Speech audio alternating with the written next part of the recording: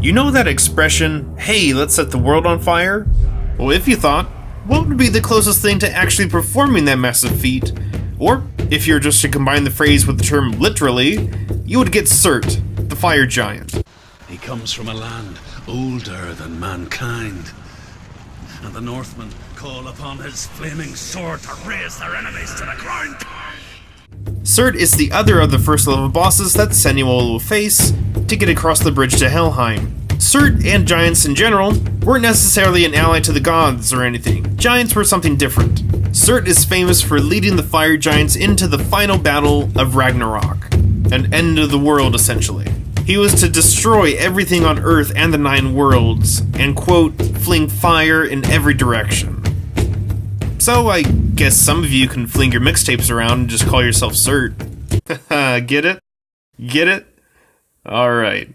Some sources say he will be killed by the god Freyr in this battle. Regardless of what they say, what's important is that he destroys the world. So if Senua defeats him, that's kinda like her saving the world. Checkmate, end of time. Well, to tell the truth, she is a bit mental. So this is probably all just going on in her head, but it's a nice thought. Since he is not a god, but a being of fire, his realm in the game is displayed by, well, flames, screams, panic, and everything else. I mean, Valravn, you just walked around the map for 20 minutes trying to figure out how the puzzle went. But for Surt's realm, which I wasn't prepared for, mind you, here's how it goes. You find his checkpoint door. You find the stone that opens said door. And once you look at the stone, all hell breaks loose, or at least the fire part. This is the first time I died in the game, by the way. So yeah, the second time around, I booked it for the door and it still barely made it. And he had to solve puzzles as well. Valravn was one thing, but Surt is on a whole nother level.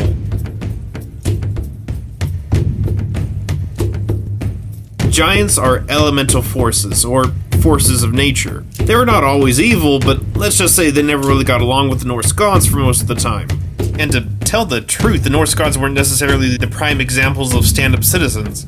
Giants controlled fire, ice, etc., and were just as, and sometimes even more powerful than the gods. The onset and retreat of winter was an ongoing battle between Thor and the ice giants. Norse mythology is always interesting in that aspect, in that the gods are not immortal, and they must share the world with other powerful beings. Surt lived in Muspelheim, which was a great region of fire and burning, and his sword of fire is what destroys the world. His name is said to mean black, in reference to his charred appearance. Giants can be found everywhere in almost every mythology and belief. In Norse mythology, they were the first living beings. Ymir, the first giant of all, and relative of all the other gods and goddesses, was so massive that when Odin and his brothers killed him, they turned his corpse into the features of the world, like the mountains and the sky. Other giants may not have been as big, but they also could have strong magical powers, and would toy with or seriously threaten the gods.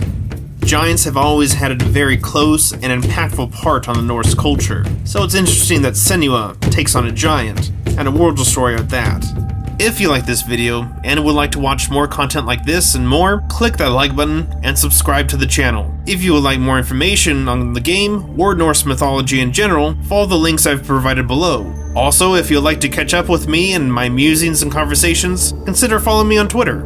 I would like to say thank you to my subscribers, and let me know what games or historical time periods you would like to hear more about. I'm Eric, the LonePineWolfman, and remember gamers, never stop learning.